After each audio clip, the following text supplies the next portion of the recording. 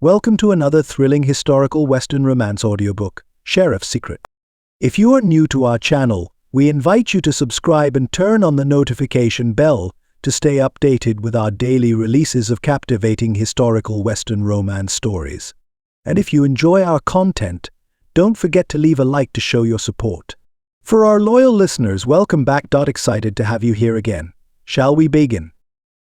Act 1. The dawn sun bled across the sky in fiery streaks, chasing away the cool grip of night. A dry wind stirred up the dust along Redemption's empty main street, carrying the scent of sagebrush and distant rain. Sheriff Cole McAllister guided his horse at a slow, deliberate pace, his sharp gaze sweeping over the town he had sworn to protect. Even in the hush of morning, the weight of old sins pressed against his chest. War had a way of marking a man, carving out the good and leaving behind something raw and jagged. Redemption might have granted him a badge, but it hadn't erased the ghosts. His horse, a sturdy black gelding, snorted and flicked its ears as they passed the Wilson homestead on the outskirts of town. A woman in a patched gingham dress stood on the porch, her hands dusted with flour as she waved. Cole tipped his hat in return. Behind her, a young boy peered out, wide-eyed. He knew that look. Admiration, edged with the kind of curiosity that meant the boy had heard the stories. The sheriff who'd once ridden with outlaws, the war hero with blood on his hands. Cole forced down the old bitterness. He had made his choice to leave behind the battlefield and the shadows of his past. But some ghosts refused to stay buried. The town stirred awake as he continued his patrol. The blacksmith's hammer rang against metal, the rhythmic sound breaking the silence. A woman swept the wooden porch of the mercantile, pausing to nod as he passed. Outside the saloon, a cluster of men muttered amongst themselves. The way their conversation stilled when he neared made his skin tighten beneath his duster. He was used to it. The whispers. The cautious respect laced with speculation. Some men wore their scars on their skin, his were deeper, carved into his very soul. Cole reached the sheriff's office and slid off his horse, looping the reins over the hitching post. The sun climbed higher, throwing long shadows across the dusty street. He exhaled, slow and measured, and pressed a hand to the cool metal of the badge pinned to his chest. Redemption. It was more than the name of the town. It was a promise he wasn't sure he could ever keep. The sheriff's office smelled of leather dust and old paper, familiar scents that should have been a comfort. Instead, they closed in around Cole like a noose. He sat at his desk, a stack of case files spread before him, the edges curled from use. Some were old petty thefts, drunken brawls, ranch disputes. Others were fresher, darker. A string of missing cattle, a murder that still sat unresolved, and a letter folded and creased that he hadn't been able to bring himself to throw away. The ink had faded some, but the words still carried the same weight. A name from his past, scrawled in sharp strokes. A reminder that the war hadn't buried everything he'd left behind. He exhaled and tossed it aside, rubbing at the knot of tension in his neck. The door creaked open. "Morning, Sheriff." Cole looked up as his deputy, Ben Grady, stepped inside. The younger man carried himself with easy confidence, a grin tugging at his mouth, but Cole didn't miss the way his eyes flicked first to the scattered papers, then to the discarded letter. "Grady." Cole sat back, watching. "You're early." "Figured I'd get a head start. Couple of ranchers were in town last night, talking about a stranger asking too many questions." Seemed off. Ben pulled a chair up, stretching out like he hadn't a care in the world. "You think it's got something to do with that stolen livestock over at the Harper place?" "Maybe," Cole allowed, but there was something in Ben's tone too casual, too light, like he was fishing for something. Ben drummed his fingers against the arm of the chair. "Folks still talking about the war, you know." Cole's jaw tightened. He leaned forward, folding his hands together. "That's so." Ben gave a slow nod. "Not saying it means anything, just that some people don't let go of things easy." Cole studied him, his gut tightening with an instinct honed from years of reading men. Ben had always been steady, loyal, dependable, but there was an edge now. a hesitation in the way he met Cole's gaze, like he was measuring his words. Secrets had a way of festering. "I know how folks talk," Cole said evenly. "Question is, what are they saying?" Ben smiled, but it didn't quite reach his eyes. "Nothing you haven't heard before." That was the thing about rumors. The ones that wouldn't die were usually rooted in truth. Cole let the silence stretch, watching the flicker of something unreadable cross Ben's face. Then, with a casual nod, the deputy stood. "I'll ride out to Harper's, see if I can't get a lead on that stolen stock." Cole nodded, but didn't move until the door shut behind him. Something was off. He'd spent too many years in the company of liars and killers not to recognize when a man was hiding something. Ben Grady was keeping secrets, and Cole had the uneasy feeling he wasn't going to like what they were. The sun hung low over the desert, bleeding streaks of gold and crimson across the sky. Dust rose in lazy swirls as a lone rider approached the town of Redemption, her silhouette a dark cutout against the dying light. Rose O'Hara tightened her grip on the reins, her fingers stiff from the long ride. Her mare, a sturdy dun with a stubborn streak, snorted as they neared the outskirts of town. She reached down, smoothing a hand over the animal's sweat-dampened neck. "Almost there, girl," she murmured. The words were soft, but her voice carried the weight of exhaustion, of miles behind her and uncertainty ahead. The town came into sharper focus as she closed in. Wooden storefronts lined the street, lanterns flickering in the gathering dusk. A few men lingered outside the saloon, their voices low and rough with whiskey. Somewhere a dog barked. She kept her posture straight, her expression unreadable, but her pulse quickened. She'd been in towns like this before, places where folks took one look at a stranger and made up their minds. She couldn't afford curiosity. Not now. Her boots were scuffed from the journey, the leather cracked in places from too many nights spent under open skies. The hem of her riding skirt was dust-streaked, and though she still held her head high, there was a weight in her eyes one only a woman on the run carried. She reached for the locket at her throat, her fingers brushing over the cool metal. The chain was thin but strong, a small silver oval nestled just beneath the hollow of her collarbone. She resisted the urge to open it, to let old memories slip free. Not now. Not when every decision she made meant the difference between safety and discovery. A gust of wind swept through the street, carrying the scent of sage and something deeper coal smoke from a distant fire. Maybe. It settled around her like an omen, but Rose squared her shoulders and pressed forward. Redemption. She hoped the name wasn't just a cruel joke. Rose dismounted outside a modest boarding house, the wooden porch slanted slightly from years of use. A single lantern burned in the window, casting a glow over the peeling paint and the rocking chair that creaked in the night breeze. She loosened the reins, tying her mare to the hitching post with steady fingers, though every nerve in her body hummed with awareness. She wasn't alone. A handful of townsfolk milled about the street, men leaning against storefronts, boots scraping against the dirt as they whispered among themselves. She felt their eyes on her, assessing, measuring. "Newcomer," one murmured, voice carrying in the quiet dusk.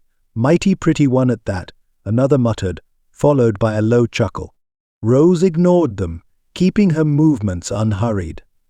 A woman alone in a town like this had to be careful, had to balance between showing confidence and not inviting trouble. She reached for her saddlebags, pausing only when the conversation shifted. A woman ridden in alone at this hour. An older man mused from a chair outside the mercantile. "Ain't natural. Maybe she's meeting someone," another suggested. The implication hung in the air, thick and crude. Rose's fingers clenched around the leather strap, but she didn't look up. Instead, she lifted her chin and strode toward the boarding house steps, her boots thudding against the worn wood. She wasn't here to make friends. The saloon doors across the street swung open, the sounds of laughter and piano spilling out into the night. A man stepped onto the porch, leaning against the post with an ease that came from years of watching people come and go. Rose glanced up and met his eyes. The bartender. He was older, mid-40s maybe, with graying hair at his temples and a knowing gaze. Not unkind, but sharp. Too sharp. He studied her like a man used to reading people, and she knew he'd already drawn his own conclusions. A stranger. A woman alone. The way she kept glancing over her shoulder like she expected someone to be following. Rose swallowed hard and turned away, stepping through the door of the boarding house before she could let that knowing look unsettle her further. The whispers didn't stop as the door shut behind her. If anything, they grew. And deep in her gut, she knew this town wouldn't let a woman like her slip through unnoticed. The air inside the saloon was thick with the scent of whiskey sweat and the slow burn of cheap cigars. Lanterns flickered against the smoke-stained ceiling, casting long shadows over men hunched around card tables, their faces weathered from sun and hardship. The piano player struck a few lazy notes in the corner, but no one was paying him much mind. Rose stepped inside and hesitated just long enough to let her eyes adjust. The place was rough but not unexpected, no worse than other watering holes she'd passed through on her way west. She moved toward the bar, careful to keep her stride measured, her expression unreadable. A woman alone in a place like this. It was an invitation for trouble if she wasn't careful. She didn't make it 3 steps before the trouble found her. A chair scraped back too fast. Voices rose. Then came the telltale sound of knuckles connecting with flesh. The brawl erupted without warning, a violent clash of fists and flying bottles. 2 men, already too deep in their cups, went sprawling across a table, sending cards and whiskey tumbling. A third staggered back, wiping blood from his split lip, before diving back into the fray with a snarl. Rose took a step back, instinct tightening her spine. Then, just as quickly, the crowd parted like a wave as a man stepped into the chaos with a kind of authority that needed no announcement. Sheriff. Even before she saw the badge gleaming at his chest, she knew. He moved with the easy confidence of a man used to handling trouble, his broad shoulders squared beneath a worn leather duster. Call McAllister. He grabbed one of the brawlers by the collar and hauled him upright with one hand, his voice cutting through the mayhem like a blade. That's enough. The room stilled. Even the piano player hesitated over the keys. The sheriff didn't raise his voice, but something in his tone held weight, the kind that made men think twice before pushing their luck. The drunk in his grip muttered a curse, but he backed down, shoving away with a scowl. Satisfied the fight had run its course, Cole turned, and that was when his gaze locked onto hers. Rose felt the impact like a physical thing, a slow, deliberate pull deep in her chest. His eyes, dark and steady, assessed her in a single sweeping glance, lingering just long enough to make her pulse jump.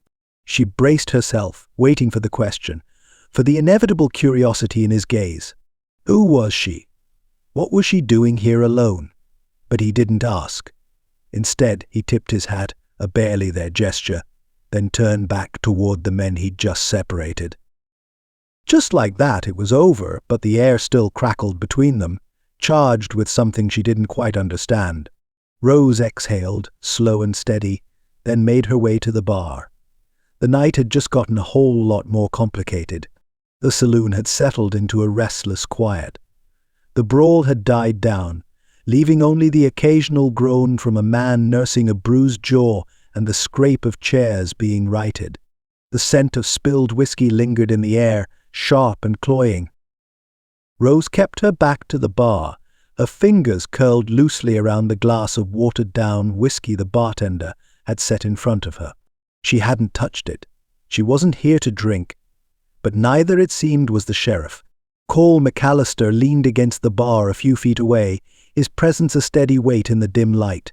He wasn't watching her outright, but she could feel his attention, the way he tracked her with the same quiet scrutiny he'd given the brawlers minutes ago.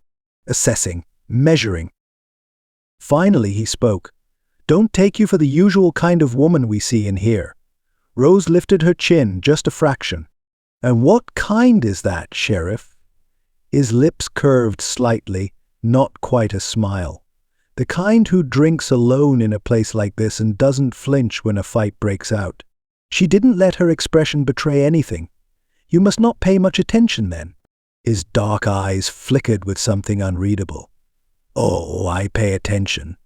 Something in the way he said it sent a shiver along her spine, though she wasn't sure why. Maybe because it felt like he could see more than she wanted him to.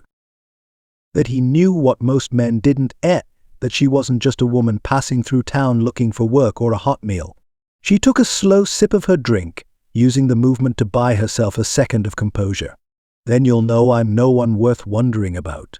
He exhaled, slow and steady, as if weighing her words. "Funny thing about that," he murmured. "People who say they're not worth wondering about usually are." Rose's fingers tightened on the glass, but she didn't break his gaze. His voice was deep, steady, the kind that could either soothe a horse or stop a fight. She could see why a town like this had made him sheriff. He had the kind of presence that demanded respect. But respect wasn't the only thing he demanded. She saw it in the way he studied her, the way his gaze held hers with just enough challenge to make her want to look away, but not enough for her to actually do it. "So, miss," he let the word trail off, waiting for her to fill in the rest. She could lie. Should lie. But something about him about this moment made her hesitate. "O'Hara," she said finally. "Rose O'Hara." Something flickered in his eyes, just for a second, barely there. Then it was gone. He knew the name. And just like that, the air between them changed. It was subtle, but she felt it. Like the moment before a storm when the air turned thick and charged. Cole lifted his glass to his lips, but he didn't drink. "O'Hara," he repeated, almost like he was testing how it felt on his tongue. Rose forced herself to stay still, to hold his gaze. She didn't know how much he knew, or if he knew anything at all, but she couldn't afford to make a mistake. "Not now. You staying in town long?" "Not sure yet," she said smoothly. "Depends." "On what?" She gave him a slow smile. "On whether I like it here." Cole set his glass down with a quiet clink. He wasn't smiling anymore. "Guess we'll find out then," he said. Rose nodded, but the truth settled between them, heavy and unspoken. They both knew she wasn't staying, and she wasn't here by chance. The morning sun spilled over redemption, gilding the dust with a deceptive warmth that did little to ease the tension hanging in the air. The town was awake, but not just with the usual sounds of doors creaking open and horses being led to water. It was the murmurs, the sideways glances. The saloon brawl from the night before had stirred up more than broken chairs and bruised egos. Cole McAllister rode down Main Street, his shoulders squared, his expression unreadable beneath the brim of his hat. He didn't have to ask what folks were whispering about. He'd been sheriff long enough to know that when trouble stirred in redemption, his name wasn't far behind. Swore I saw her talking to the sheriff. A woman like that don't just pass through. Heard something 'bout McAllister's past. Ain't all clean, you know. Cole's jaw tightened as he guided his horse toward the livery, pretending he didn't hear. Pretending it didn't matter, but it did. He dismounted, tying his horse to the hitching post when a familiar voice called out, "Sheriff." Cole turned to see Tom Weaver, the owner of the mercantile, stepping off his store's front porch. Older, with a slight limp from a bullet wound he'd taken in a raid years back, Tom was one of the few men in town Cole trusted. Cole nodded. "Tom." The storekeeper hesitated, glancing toward a pair of townsfolk who quickly turned away, pretending to inspect the sacks of flour outside the general store. The tension was thick enough to taste. Tom sighed, stepping closer. "Heard what folks we've been saying." Cole untied his gloves, keeping his face unreadable. "Let him talk." Tom let out a humorless chuckle. "You know redemption. Folks here don't just talk. They listen. And they remember." He let the words hang between them before lowering his voice. "It's about the war, Cole. The past don't stay buried forever." Cole went still, his fingers clenched around the leather of his gloves, but he didn't answer right away. The war. It wasn't the first time the ghosts of it had trailed him here, and it wouldn't be the last. His silence was answer enough. Tom sighed again, rubbing a hand over his face. "Look, I ain't asking for details. and I won't pretend to know what you've had to carry. But people are digging, Cole. And this woman, this Rose O'Hara, she's only adding fuel to it. Cole's gaze sharpened. He'd expected the whispers about himself, but not about her. Not yet. What about her? Tom hesitated. Some think she's got ties to your past. That she came here for a reason. A muscle ticked in Cole's jaw. He didn't like where this was going. Tom adjusted his hat, shifting his weight. I don't know who she is, and maybe you don't either. But I got a feeling she's running from something. And if I had to bet, I'd say that something's about to catch up. Cole didn't answer. Couldn't. Because for the first time in a long while he had that same feeling too. Cole sat on a weathered stump at the edge of town, his hat tilted low against the afternoon sun. The land stretched wide and unbroken before him, the horizon bleeding into endless sky.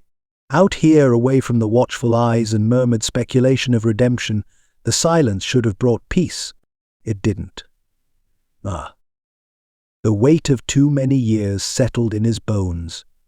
Tom's words still echoed in his head, stirring up things he'd long since buried. The war. The past. The choices that had followed him like a shadow he couldn't shake. He drew in a slow breath, the scent of dry earth and sun-baked grass filling his lungs. He had tried to outrun it all once. Thought if he worked hard enough, kept his head down, and forced the law, he could become something better than what he'd been. But redemption didn't forget. Neither did he. And now there was her, Rose O'Hara, a woman alone, too careful with her words, too watchful of her surroundings. He didn't believe in coincidence. She'd come to redemption for a reason. And whatever that reason was, it had just put a target on her back. A gust of wind kicked up dust, and Cole ran a hand over his face. He didn't need any more ghosts. Didn't need another reason to lose sleep at night. But he already knew he wasn't going to leave her alone. Rose sat on the narrow bed in her rented room, fingers tracing the edges of an old, yellowed letter. The air smelled faintly of lavender, though the scent was nearly masked by dust and the faint musk of aged wood. She should have burned the letter long ago. Destroyed it, just like she'd tried to destroy everything linking her to the life she'd left behind. But she couldn't. Not when it was all she had left of the truth. She unfolded it carefully, her eyes scanning the familiar lines of ink, the slant of her father's hand. The words were cold, measured. A warning wrapped in formality. You know what they are capable of, Rose. They will find you. She swallowed hard and let her gaze shift to the small, tattered photograph tucked between the folds of the letter. A faded image of a younger girl, standing beside a man in a crisp suit. The resemblance was still there, the shape of their eyes, the curve of their jawlines, but the girl in the photograph no longer existed. Rose O'Hara had died the day she left New York. The problem was, the people hunting her didn't believe that. She pressed the letter back into its envelope and slid it beneath the mattress, her heart pounding. She had come to redemption for a reason. But if she wasn't careful, redemption might become her grave. Dusk settled over redemption in a slow, creeping hush. The last light of the sun painted the sky in burnt orange and violet streaks, casting long shadows across the dirt road that ran through town. The heat of the day still clung to the air, thick and dry, but it wasn't the weather that sent a chill down Cole McAllister's spine. It was the riders. They came in slow, their horses moving at an unhurried pace, but there was something deliberate about them. 3 men, dressed in dust-streaked coats, their hats pulled low, their faces unreadable. They didn't speak as they rode past the saloon, their eyes scanning the storefronts, the people. Looking. Cole didn't move from his spot on the sheriff's porch. Didn't need to. He knew trouble when he saw it. The men stopped near the livery, dismounting in practiced movements.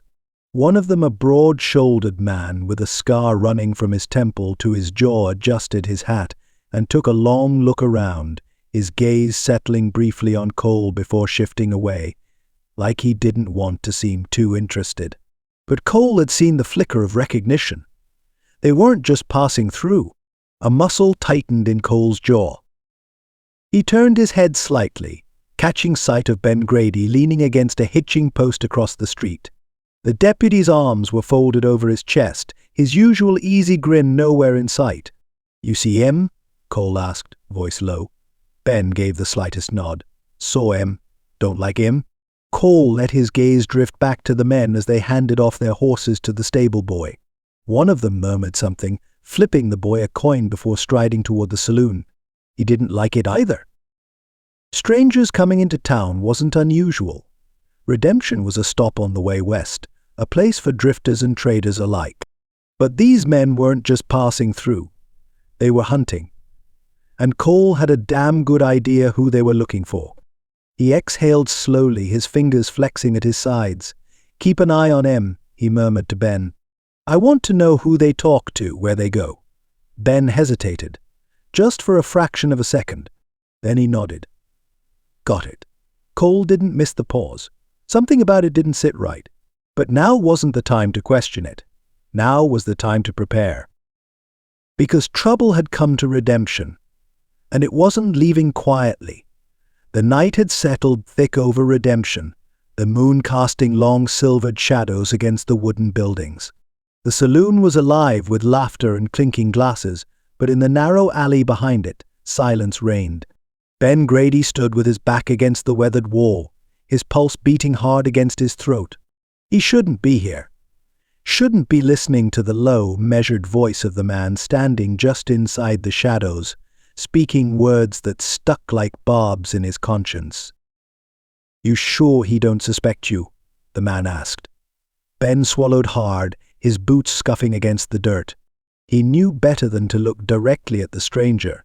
He'd learned early that men like him, men who thrived in secrets and shadows, didn't like being watched too closely. "Cole don't suspect a thing," Ben muttered. "Not yet." The man chuckled. The sound as smooth as aged whiskey, but twice as dangerous.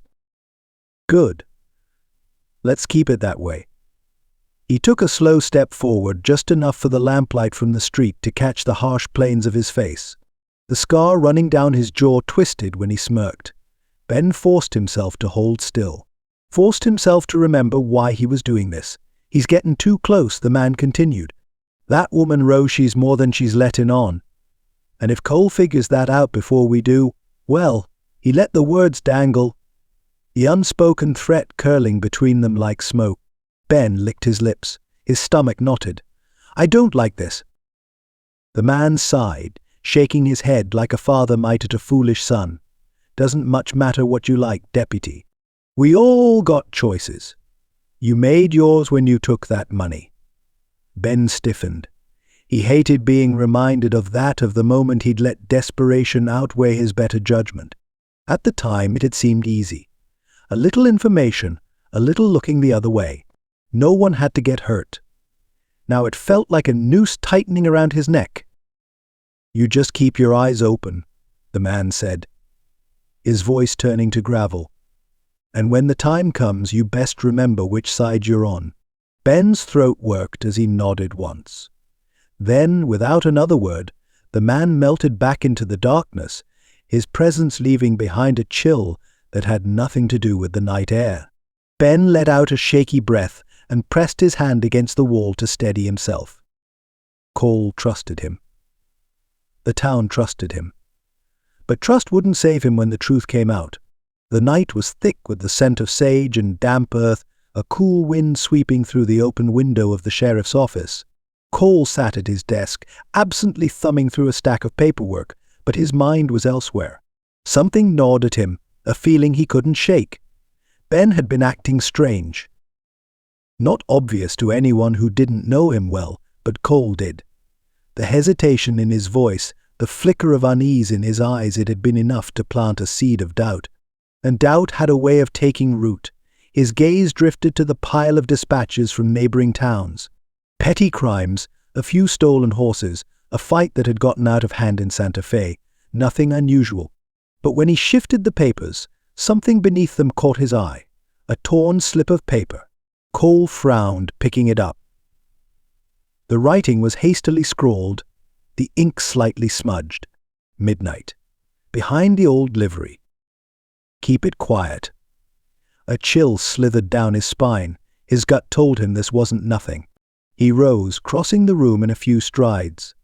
The office safe sat against the back wall, its lock sturdy, but the door wasn't fully latched. Cole's pulse quickened. He pulled it open and rifled through the contents: his personal files, arrest warrants, payroll records. One of the folders was out of place. He yanked it out and flipped it open. The papers inside were legal documents, town records, but more importantly, reports on a string of stolen cattle from a ranch outside Redemption Cattle that had gone missing about the same time as those men had ridden into town. Someone had been looking at these, someone who shouldn't have been. His stomach turned to lead. Ben. Cole didn't want to believe it. The kid had been his deputy for years, stood by him through some rough patches. But trust was a fragile thing. And in this world, even the best of men had their price. Memories flickered unbidden: Ben laughing over a drink at the saloon, riding beside him on long patrols, standing shoulder in a gunfight that could have ended them both. Had it all been a lie? Cole clenched his jaw, his fingers tightening around the note. He'd seen enough men sell their souls for less than what someone might have offered Ben, but he had to be sure. Shoving the note into his coat pocket, he grabbed his gun belt and strapped it on. If Ben was meeting someone behind the livery at midnight, Cole damn well planned to be there too. The sheriff's office was quiet, too quiet. The lamp on Cole's desk cast long shadows against the walls, flickering with each slow breath he took. The weight of what he'd seen behind the livery sat heavy in his gut. Ben Grady stood across from him, hands braced on the back of a chair, his posture just relaxed enough to be an act. He wasn't dumb. He knew something was coming. Cole leaned back against the desk, arms crossed over his chest, jaw tight. You want to tell me why you were sneaking around behind the livery at midnight? Ben blinked. What? Cole didn't move, didn't flinch. You heard me. Ben huffed a laugh, shaking his head. Hell, Cole. You got me under watch now. Can't a man take a damn walk? Cole let the silence stretch between them, watching, listening. The way Ben's fingers gripped the chair a little tighter. The way his eyes flicked toward the door, not enough to run, but enough to measure the distance. A tell. Cole straightened, pulling a small scrap of paper from his pocket. The note, the meeting time, the location. He held it up between two fingers, letting the flickering lamplight catch the ink. You're gonna look me in the eye and tell me this ain't yours? Ben's throat bobbed. Where'd you get that? Does it matter? Cole's voice was steel now, low and edged. What matters is who you were meeting and why. Ben scoffed, but it was weak. You think I'm working against you? Against Redemption? Cole took a step forward, his boots heavy against the wooden floor. I don't think, Ben. I know. The room went still. For a long moment, neither man spoke. The wind rattled the window pane, but Cole's attention never wavered. He saw the shift in Ben's eyes, the flicker of guilt, the hesitation. Then, there it was, the mistake. Ben opened his mouth, then shut it just as fast. Looked away, just for a second. Cole clenched his jaw. Damn it, Ben. The deputy exhaled sharply, shaking his head. It ain't what you think. No. Cole's voice was rough now, laced with something dangerously close to hurt. Then you best start talking. Ben scrubbed a hand over his face, his shoulders sagging. I didn't mean for it to go this far. I swear it, Cole. Cole's gut twisted. That was the truth. But it didn't make the betrayal any easier. Ben dragged in a breath. They said it was just information. Just keeping an eye on things.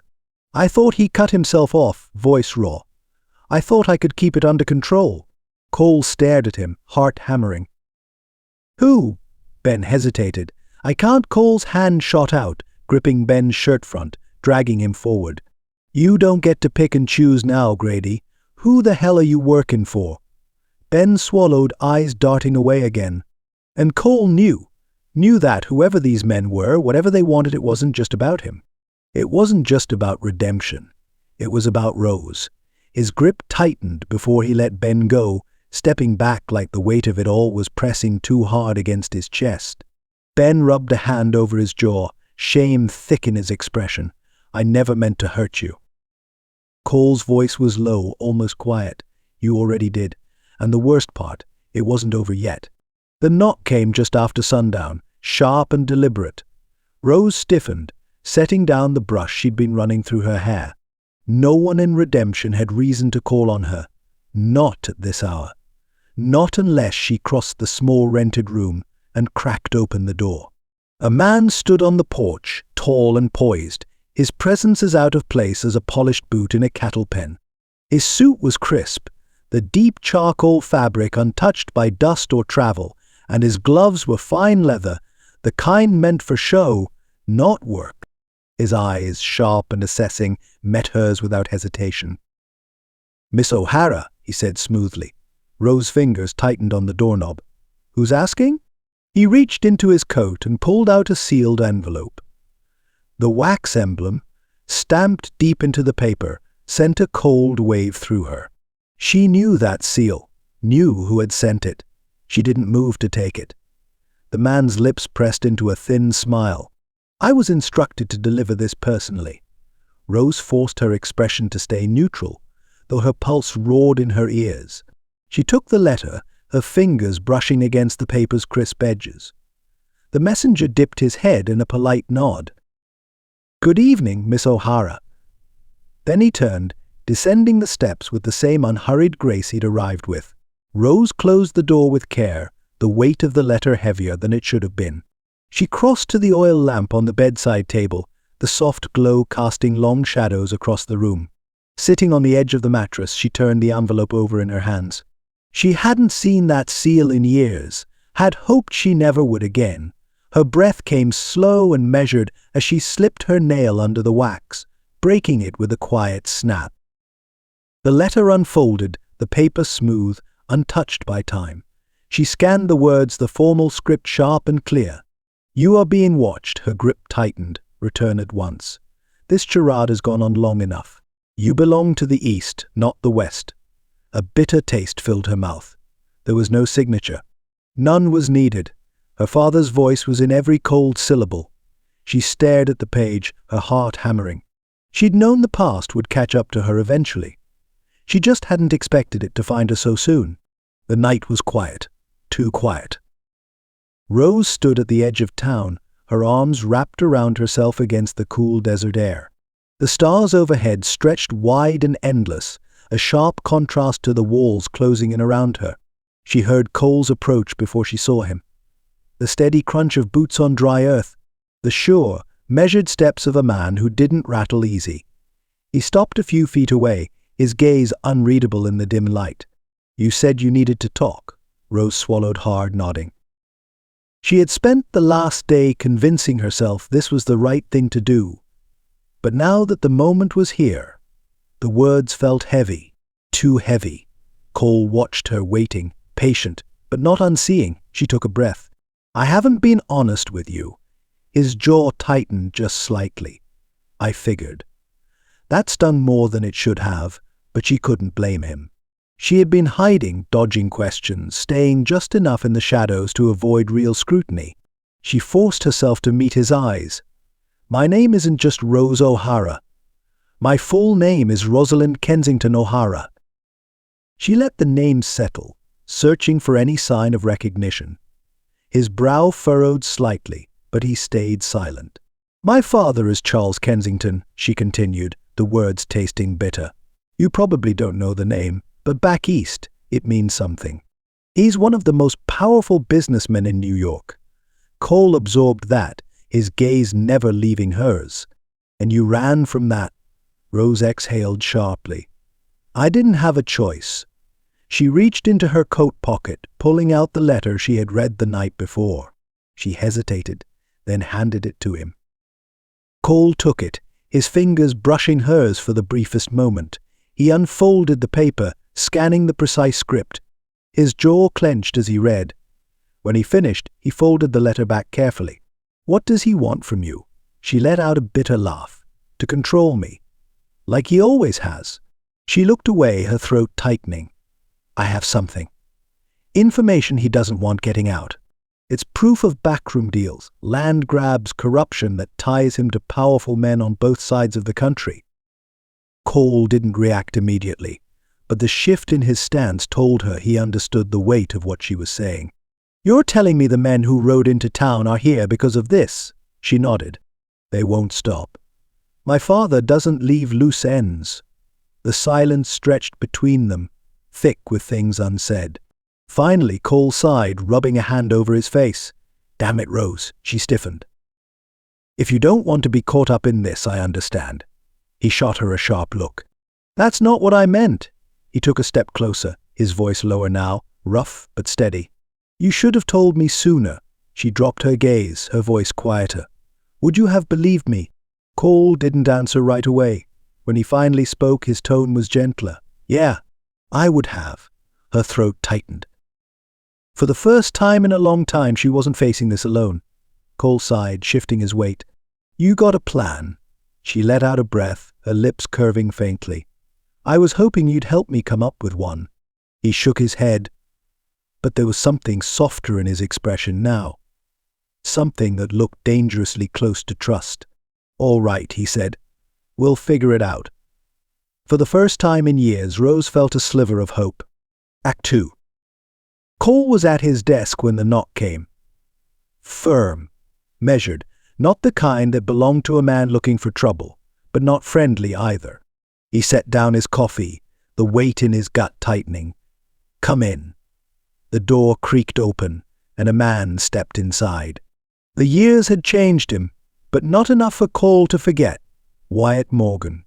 Cole leaned back in his chair, studying the man with a steady gaze. Wyatt had been a gunslinger once, the kind of man who walked the thin line between law and outlaw. Now he looked older, leaner. His coat was dust-covered, his face lined with hard living, but his eyes hadn't lost that sharp edge. "Well, hell," Wyatt said, taking off his hat. "Didn't think I'd ever see you sitting behind a sheriff's desk." Cole didn't smile. "Didn't think I'd see you walking through my door." Wyatt let out a short chuckle, but there wasn't much humor in it. "Yeah, well, funny how time works." He pulled out a chair without being invited and sat, stretching his legs. "I heard you were still breathing. Figured I ought to come see for myself." Cole crossed his arms. "You didn't ride all the way here just to catch up." Wyatt's smile faded. He drummed his fingers on the armrest, glancing around the office like he was weighing his next words. "You got men sniffing around town," he said finally. "Men who don't belong." Cole's jaw tightened.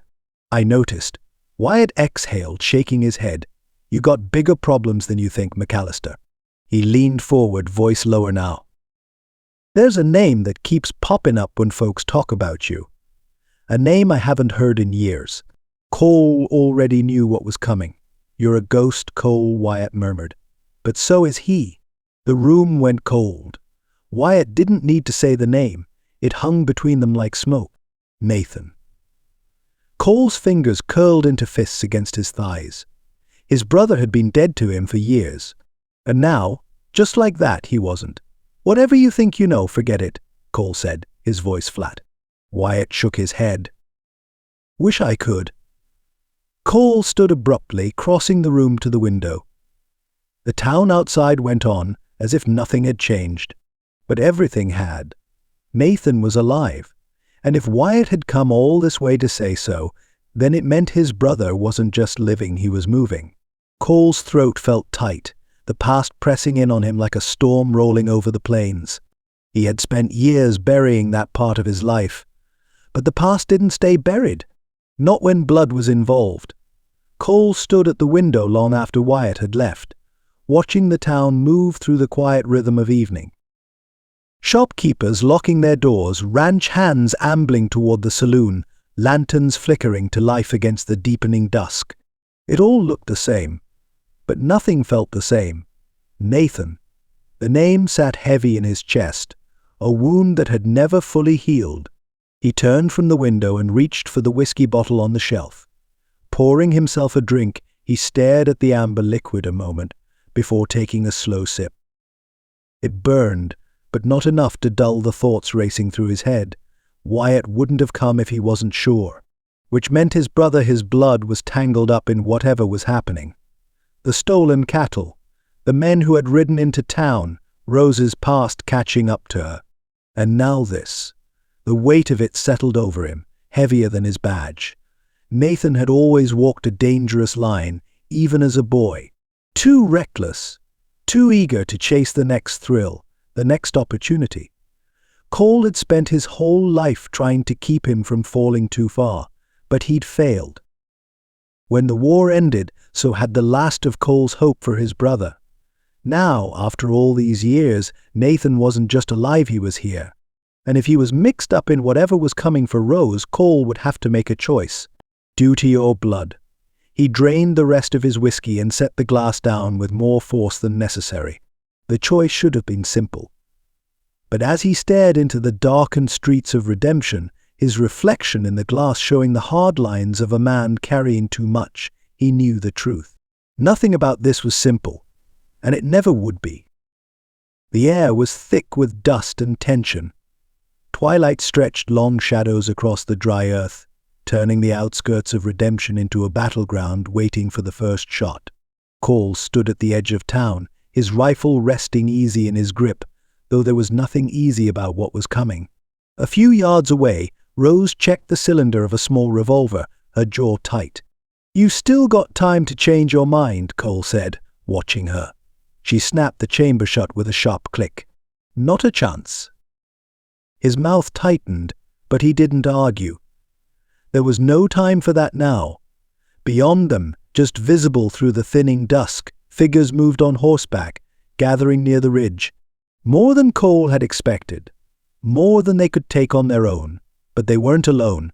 Behind them, a handful of townsfolk had taken their place as men with shotguns and pistols, ranchers and shopkeepers who'd lived hard lives and weren't afraid to fight for what was theirs. Cole turned to them, his voice calm and sure. "They want to take this town, take her, and take whatever else they think they're owed. But we ain't letting that happen." Murmurs of agreement rippled through the crowd, some men nodding, others simply gripping their weapons tighter. A gust of wind kicked up, sending dust swirling between them and the advancing riders.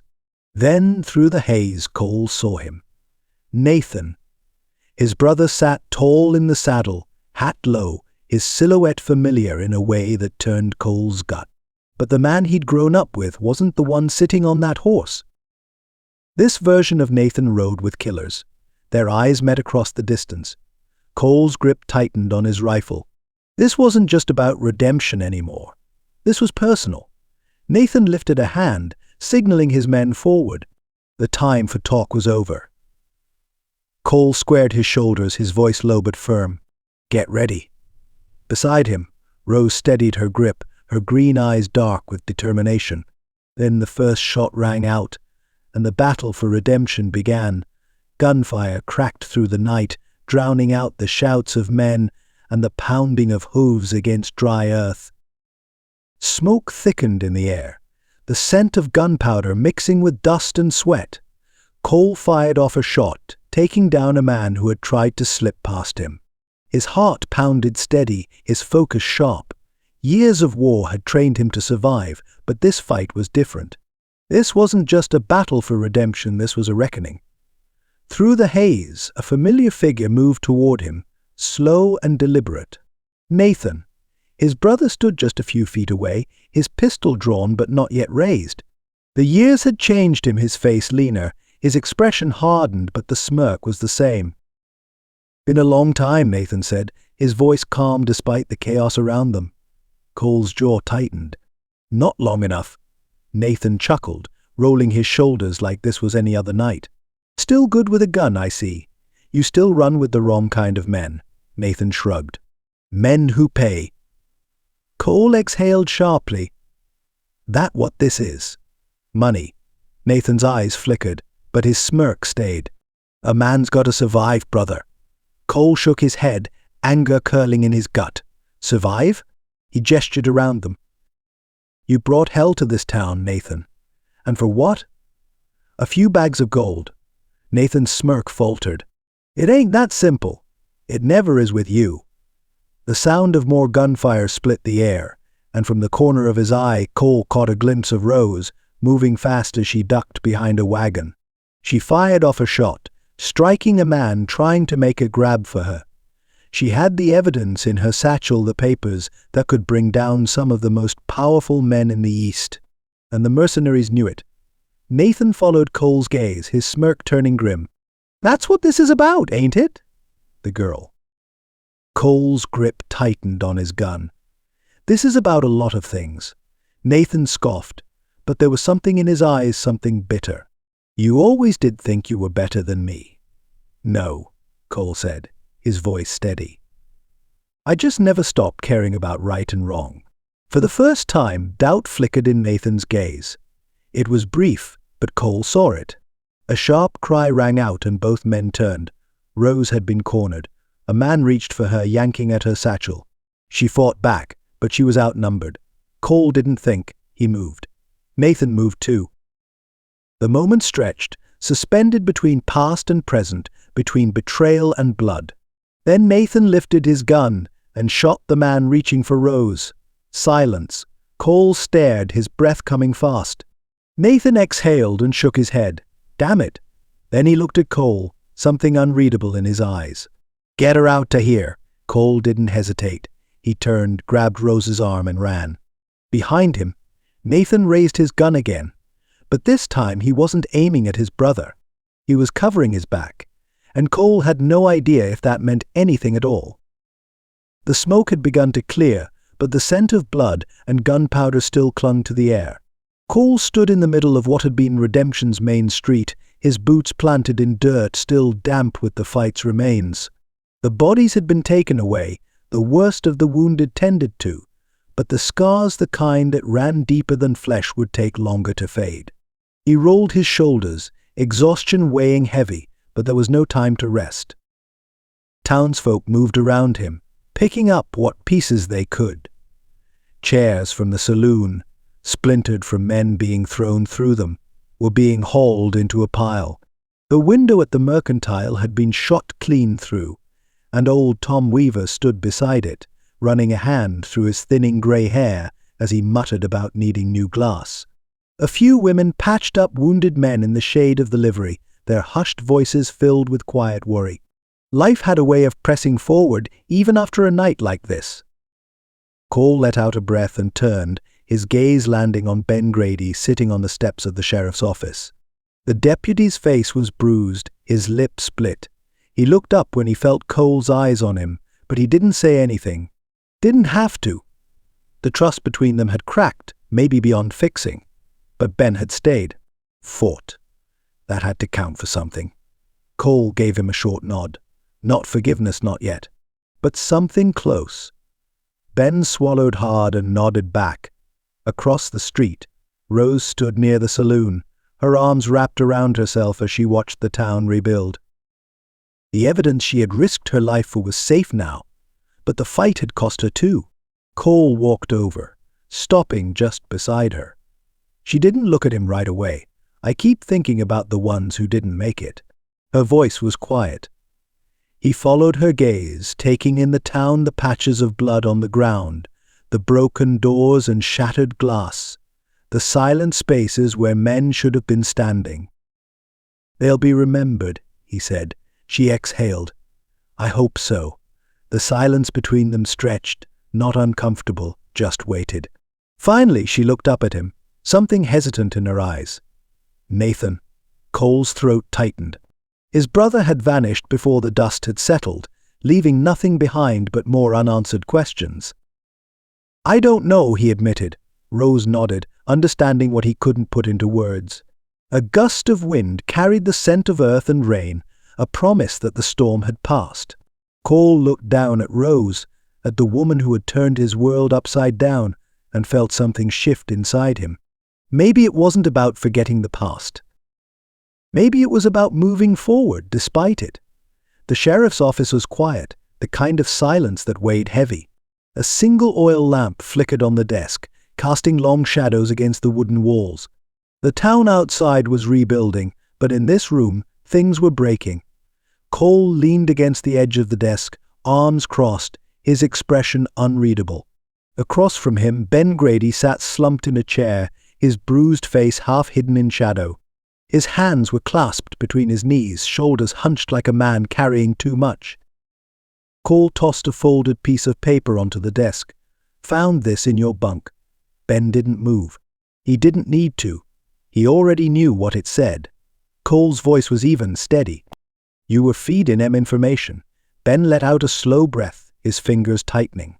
"Yeah, no excuses, no lies." Cole waited, but Ben didn't say anything else. "You want to tell me why?" Cole pressed. Ben's jaw clenched. At first it was just money, he admitted, voice rough. Didn't seem like a big deal.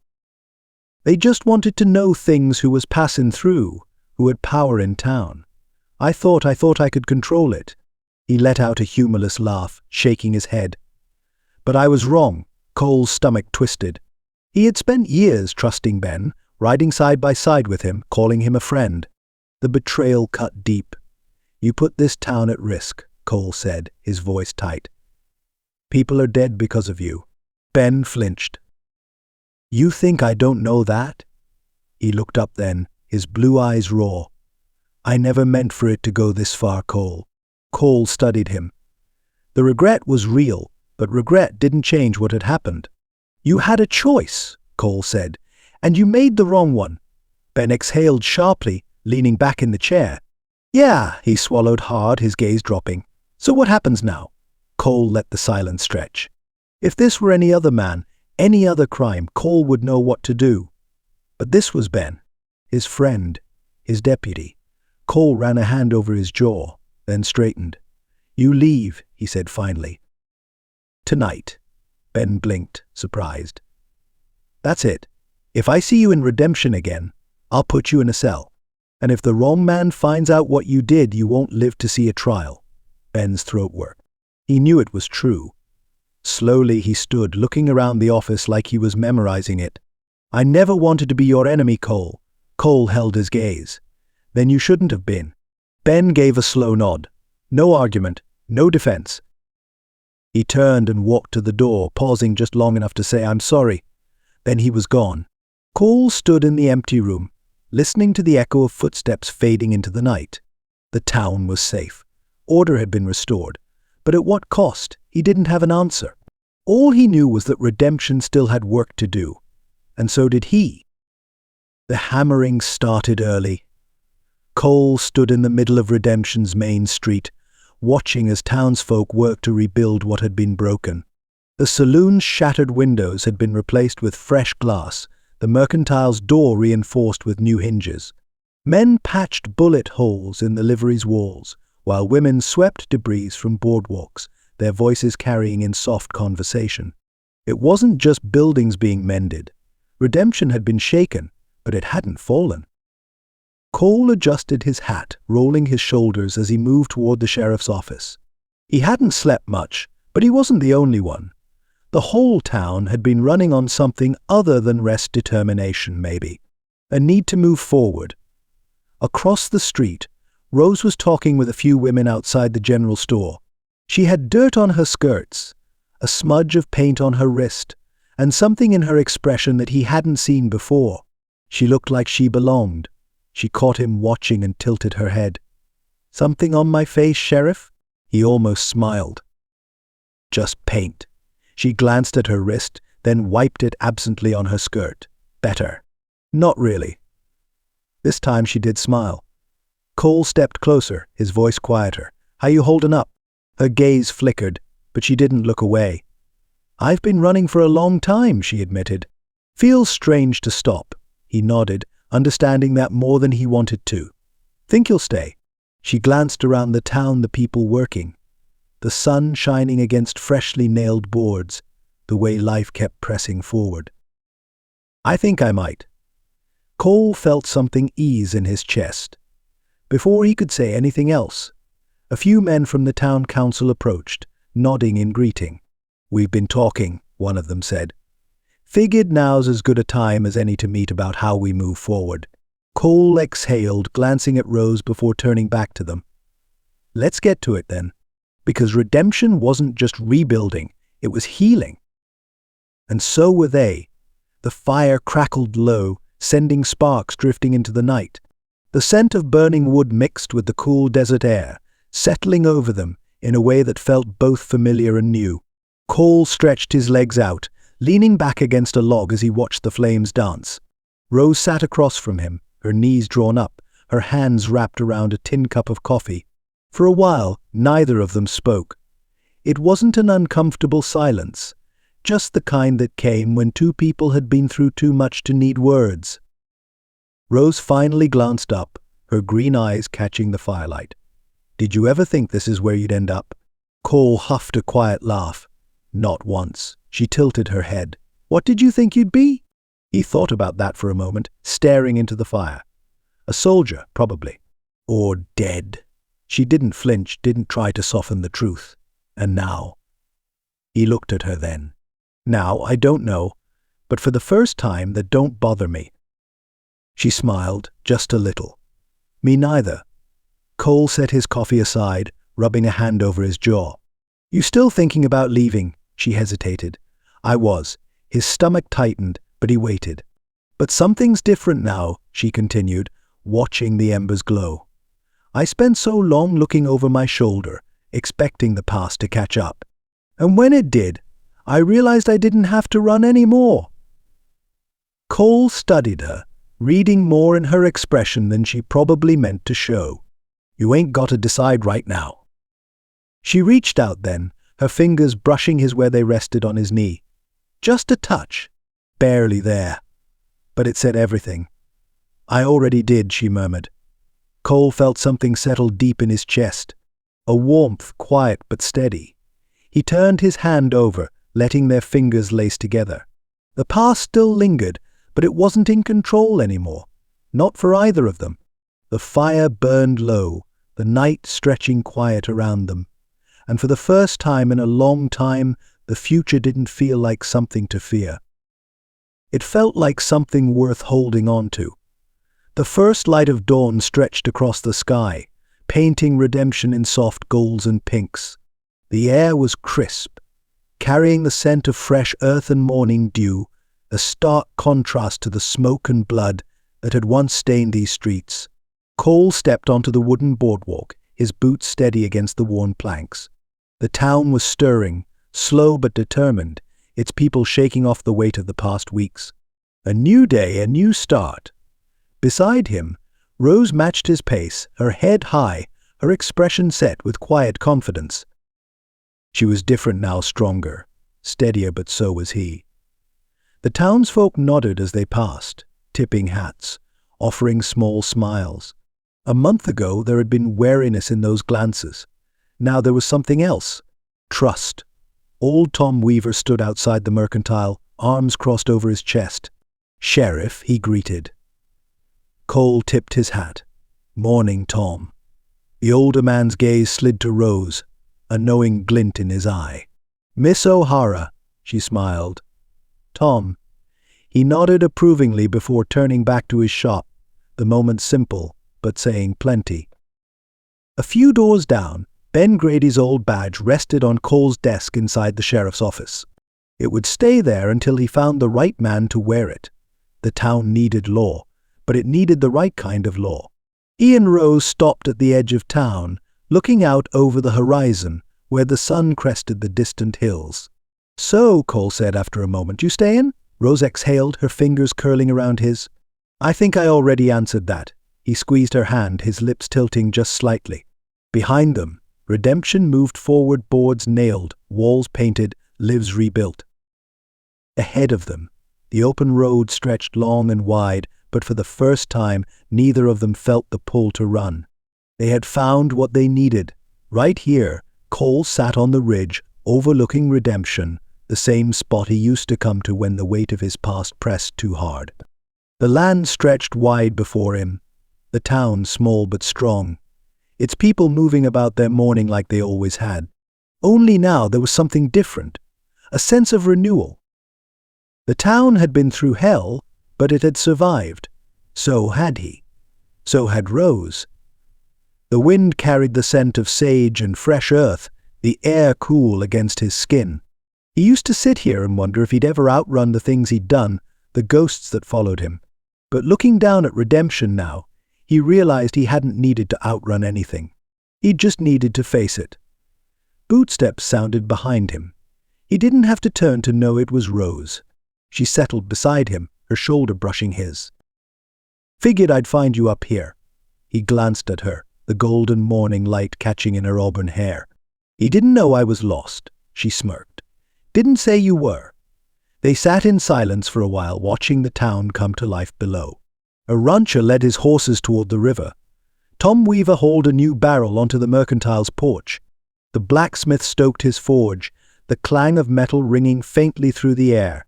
Life went on. Rose exhaled, tucking her knees to her chest. "It's strange, isn't it?" Cole tilted his head. "What is?" She glanced at him. "Not running." He studied her, then reached for her hand, lacing his fingers through hers. "Yeah," he admitted. "But I think I could get used to it."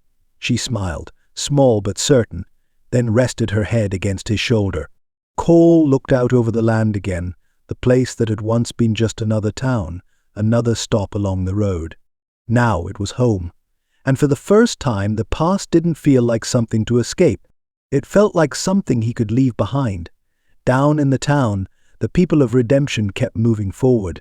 So would he. So would they.